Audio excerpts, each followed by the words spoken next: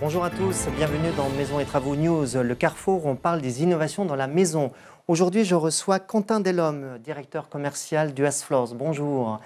Vous êtes là pour nous présenter le produit Cortec qui, selon vous, est la prochaine révolution des soldures. Rien que ça, qu'est-ce qui vous permet de le dire?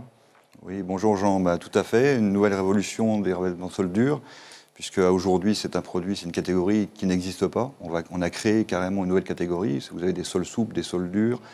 Les PVC sont souvent, ou vinyles sont souvent en sol souple. Là, on a un produit avec du vinyle, mais qui est un sol dur. Donc on a voulu allier beaucoup d'avantages de ces sols en enlevant les inconvénients. En deux mots, US Floors, ce n'est pas une entreprise américaine? C'est américaine d'origine, mais créée par un Français et un Belge. Mais ça veut dire surtout des sols uniques et durables.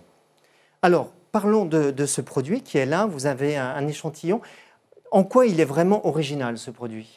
Alors, si vous voulez, la difficulté technique de ce produit-là, au niveau de la composition, c'était de trouver un produit qui est entièrement stable. C'est-à-dire que beaucoup de revêtements de sol, on est toujours embêté par les variations de température et d'hygrométrie. Donc on a voulu créer vraiment un revêtement de sol qui est insensible aux températures et aux variations d'hygrométrie. Et de quoi il est fait? Alors, c'est là où la technologie a été difficile à mettre au point. Pendant plus de 2 ans, nos chercheurs ont mis au point un panneau support qui est à base de calcaire et de PVC. Le mélange de calcaire et de PVC qui donne la grande stabilité, entre autres, du produit. Alors, faisons un petit peu de pédagogie. C'est vrai qu'aujourd'hui, ça devient de plus en plus compliqué de choisir son sol, tellement la variété est grande, tellement la terminologie aussi sont très différentes.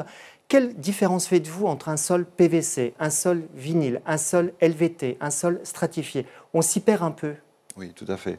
Donc, si vous voulez, déjà, c'est la nature, la composition même du produit. Un sol PVC ou vinylique, c'est un petit peu la même chose, ce sont des dérivés du pétrole. Après, vous avez des revêtements de sol stratifiés, où là, on est plus sur les supports bois avec des imitations imprimées sur du papier. Après, vous avez aussi les parquets, qui sont plus là naturels au niveau de bois. C'est vrai que tout ça, ça peut apporter confusion. Après, sol souple, sol dur, ça dépend simplement du produit, s'il est souple ou s'il est rigide. Alors du coup, ce produit Cortex, c'est un produit, c'est du vinyle, c'est un stratifié. Moi, ça me fait penser à un stratifié. Comment le qualifier? Alors, on espère créer la catégorie et qu'elle s'appellera Cortec, bien sûr, puisque c'est un revêtement de sol dur, mais avec une surface supérieure en vinyle. Donc on est entre le stratifié et le vinyle? On pourrait presque dire stratifié de vinyle, presque. Mais on a quand même le support qui est à base de calcaire aussi et de PVC. Mais c'est vrai que majoritairement, c'est quand même un revêtement de sol vinylique, mais dur. Alors revenons sur ce produit Cortec qui est, vous le dites, imperméable à vie. Qu'est-ce qui garantit cette imperméabilité?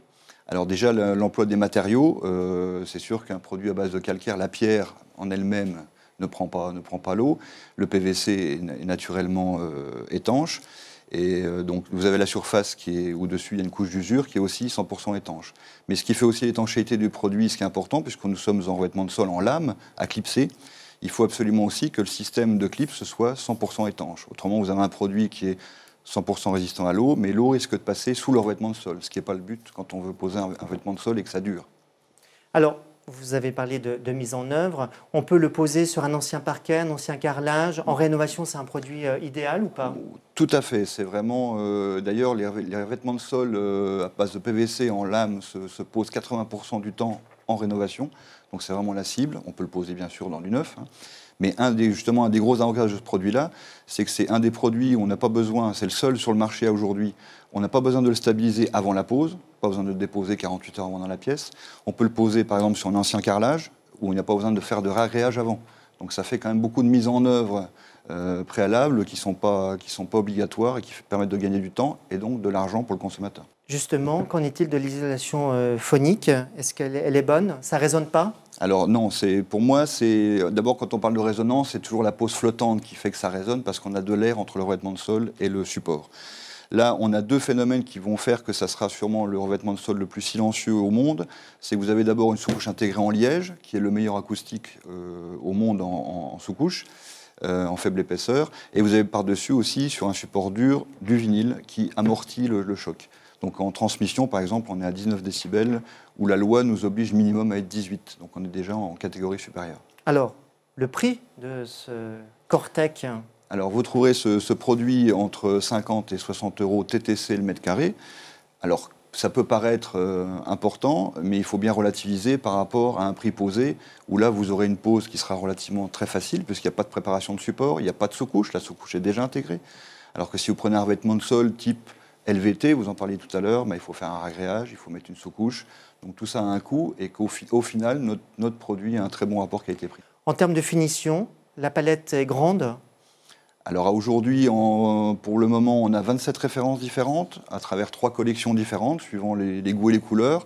Vous avez des collections où on change le format des lames. On a des imitations bois en lame, on a des imitations dalles en carrelage, par exemple, ou en pierre. Suivant les goûts et les couleurs, tout le monde trouve son bonheur. Très bien, merci beaucoup Quentin Delhomme pour toutes ces précisions sur cette découverte donc, de ce produit innovant. Et avant donc de vous dire au revoir, je voulais vous présenter la nouvelle formule de Maisons et Travaux dans les kiosques depuis le 2 juillet. N'hésitez pas, une belle formule, plus claire, plus de conseils, plus de solutions. Bref, tout commence avec Maisons et Travaux. Voilà, c'est la fin de Maisons et Travaux News. Merci encore Quentin Delhomme. À très vite sur maison-travaux.fr. Ciao.